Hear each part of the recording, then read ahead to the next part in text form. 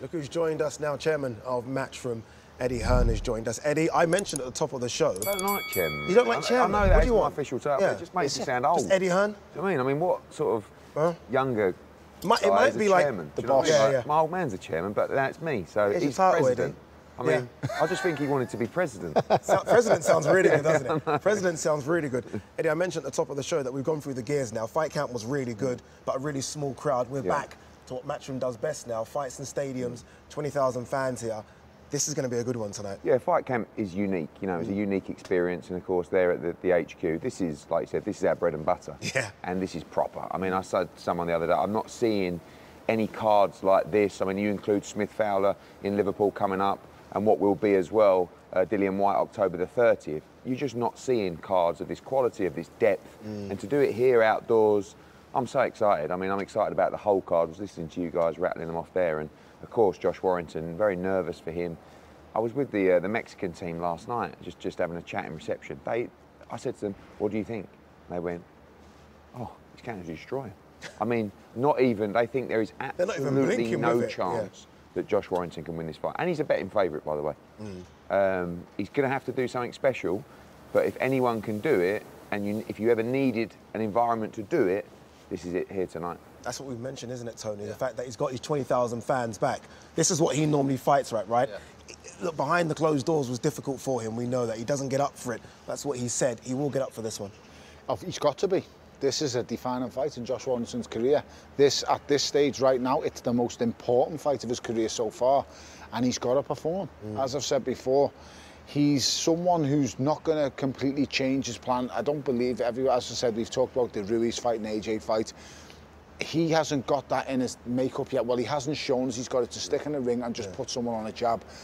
Josh Warrington's defence is his actual offence. He takes away what you do by just making you work so hard it makes you not want to throw anymore. And he's got to show something different tonight, because against Mauricio Lara, he can't stay in front of him and punch. If this guy tags you again, he's going to hit you. And I've said it numerous times this week. I believe if he's going to win tonight, which I think he can, he's going to have to get off the floor. Yeah, I was thinking that about Joshua and Ruiz. People talking about similarities. I think technically there aren't a lot of similarities, particularly between AJ and Warrington. Warrington's best attributes is his engine and his work rate and his punch output. So therefore, what you can't do is just box off the jab and move and run around the ring. Lara's going to stalk you, he's going to walk you down, he's going to work the body. I think Josh Warrington has really got to work the body in this fight. Yeah. If you watch that first fight, there were times when Lara would just take a step back and just lower his elbow after a body shot. But to do that, you've got to be in range and letting your hands go. And that was the same with Ruiz when he boxed Joshua. Every time, Ruiz waits as Lara will wait, and every time you throw, he throws with you. So Lara's thinking, I'll take 5 or 6 to land 2 or 3, not a problem. And every time they engage, they're going to be both throwing, and it's going to be one of those fights. I know sitting there, it's just, you know, every time they engage, don't blink, it's danger. The thing with AJ and Ruiz, as I said before, is I remember going into the fight and saying, AJ is going to box his head off, he's going to use his legs and he's going to use his jab, and everyone said he's never done that before, and I was like, he has. He done it against Joseph Parker. Why have you all forgot how good he was against Joseph Parker? With Warrington, we literally have never seen him do this. So he can't adapt them tactics. It simply won't work for the first time overnight, and he can't do it against a puncher of the magnitude of Lara. He's going to have to get stuck in, Eddie spot on, dig the body. There was times in that first fight where Lara got nailed a couple of times down the stairs, took a step back, needed a bit of a breather.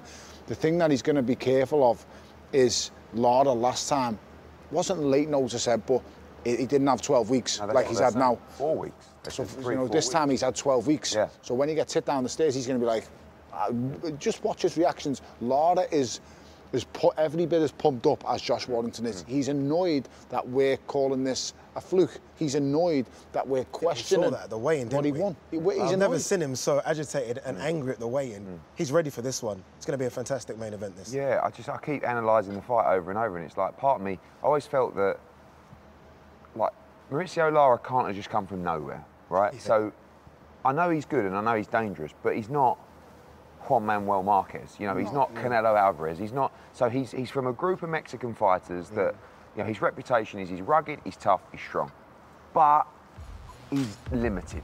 Really, that's the reality. Yeah. And styles make fights. And unfortunately, this style matchup is not ideal for Josh Warrington. No. That is very true. Because he always trades up, Josh Warrington, right? He always stands in close quarters and you know, like I said, trades.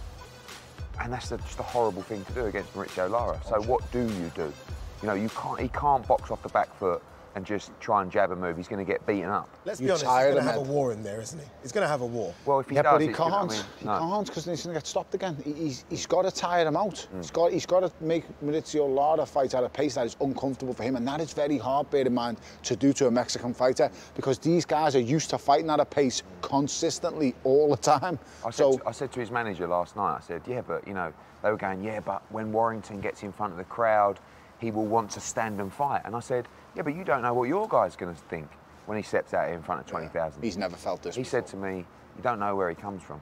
He said, where he comes from, he said, he's just trying to survive on the street, going from one road to the other.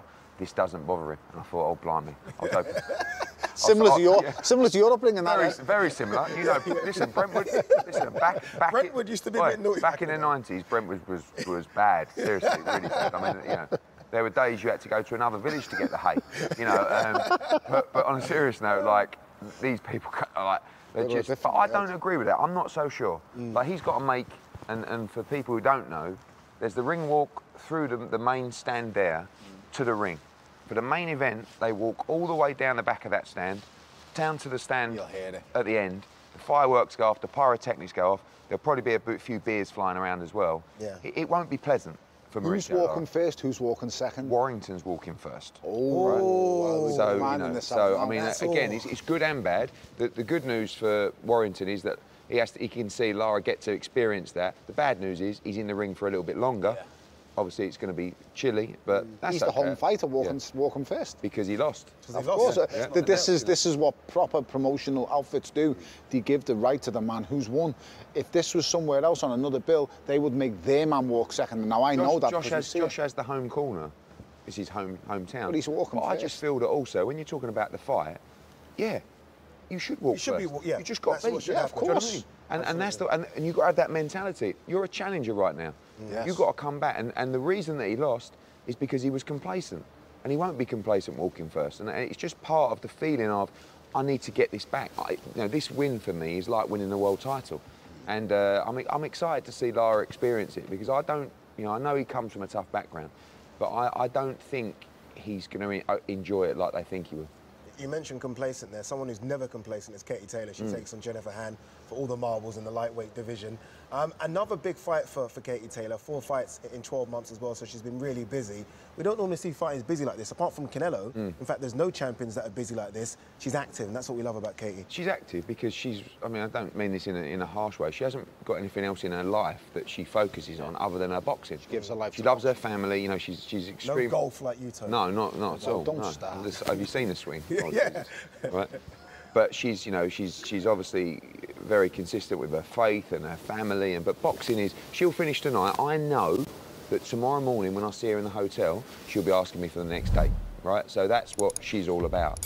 Jennifer Hearn is a former world champion.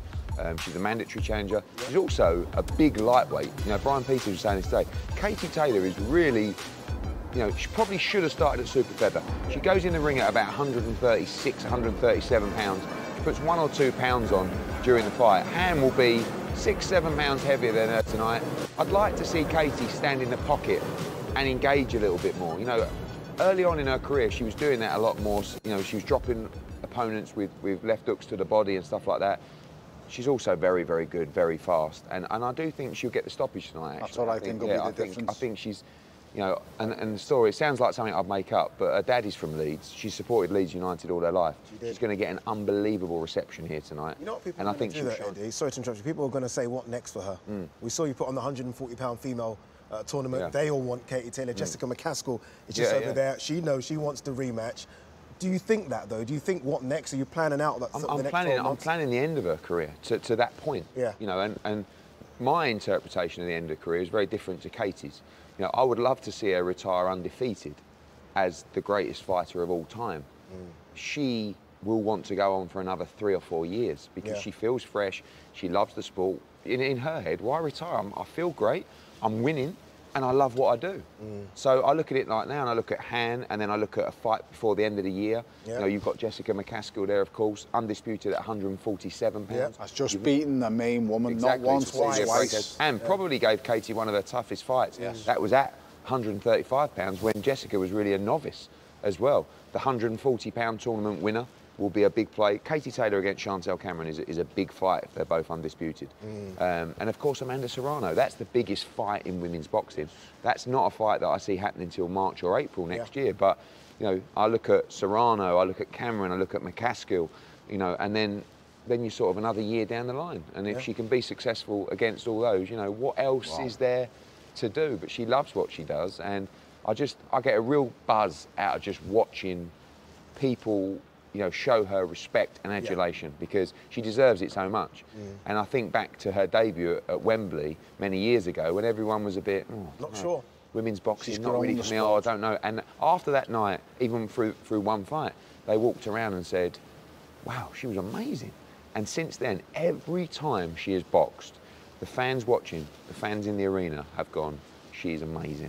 And she entertains, and she's just incredible to watch. She's grown women's boxing. She really She's has. grown She's taken it to another level, exactly. right? Someone who might take it to another level over here, and we hope is going to grow, is Conor Ben. Obviously takes on Adrian Granados, supposed to be headlining Fight Camp week 1. We're lucky to get it here now in front of this crowd. Great one, and we see what Conor... We want Granados to give him a few rounds. I'm nervous about this fight, I'll be honest. Like, Granados, when Granados came for the first time, he was confident. He's got a worrying air of confidence about it this time. Like, I think that helped him because he flew over, he experienced the bubble, and you know, and now he comes back and he feels more comfortable. He just seems really confident.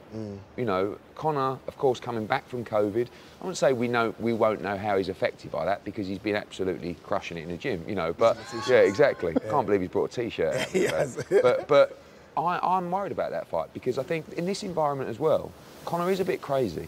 You know, and he's got to be really disciplined tonight. I don't want to see anything reckless. And this is the kind of place that can make you reckless. You know, when he comes out to Ready or Not and Dangerous, and he's just got to stay calm. I look at the odds for that fight, and I think he's like a 20 to 1. They don't make all sense, in the do they? first 5 rounds. They don't make Yeah, sense. I know. It's all in the first 5 rounds. If Granados comes out and shows him the respect that Samuel Vargas did not early in the first few rounds, then believe you me, after 4 to 5 rounds, Conor's in a really hard fight because this boy has been in with some big names. He's taken some stick off some really good fighters. He'll be there. Broner in 2017. Yeah. I know, well, Didn't get split it. decision lost, but I thought he won that fight. But I think what he will do is I think he'll box off the back foot. Yeah. I think he'll try and be cute for the first 3 or 4 rounds. For the first. He definitely won't come forward in the first 3 or 4 rounds and want to have a war. Did look a little bit nervous at the weigh-in, I felt, and at the press conference, I don't know, but maybe that was just mine. I was nervous when Conor Ben was talking to me, to be honest with you. So like, I think it's just a standard thing. He's been walking around the hotel. I mean, you know, I think just people are just leaving him alone. He's confident, Granados. He's got an inner, quiet confidence about himself, and I think he gets that purely from who he's mixed with. Yeah, that's what it is. You know, he thinks that Conor's nowhere near the level of Showtime, Shawn Porter, or Danny Garcia. So he believes that he's going to go in there and he's going to show this kid tricks that he's never seen before. And listen, by going on just looking at it on paper, he could do. It's just all about them first 5 rounds. I'm so happy you mentioned Shawn Porter there. Let's have a little bit of segue away from events here. Shawn Porter versus Terence Crawford, a huge fight in the welterweight division. I'm hearing that you might put your hand in that one. I was supposed to. I was sending someone to Puerto Rico to bid for that fight on Friday, and then they cancelled the purse bids on Thursday. So they extended the negotiation period. Okay. Basically, what happened... They hear that you're coming? Yeah, maybe. But I don't... Look, there's a lot of players in the market at the moment could be bidding a lot of money for that fight, and we're one of them. But whether our bid is sufficient enough, I guess we may or may not find out. But it's interesting in that dynamic because you've got a fighter with the PBC, you've got a fighter with Top Rank. They won't really want it to go to purse bids. No. And that's why when you extend the negotiation period, both sides have to agree to that extension. So they would have collectively written to the WBO and say, we'd like another week. Okay. And then, you know, but the fighters, on the other hand, are probably secretly thinking, I want to see first bid wouldn't be the end of the world, would it? Yeah, you know, so I want to see what I'm getting. I think maybe they'll give them another week, and then the fighters might even say, okay, let's see who bids what. It's quite exciting, first bids.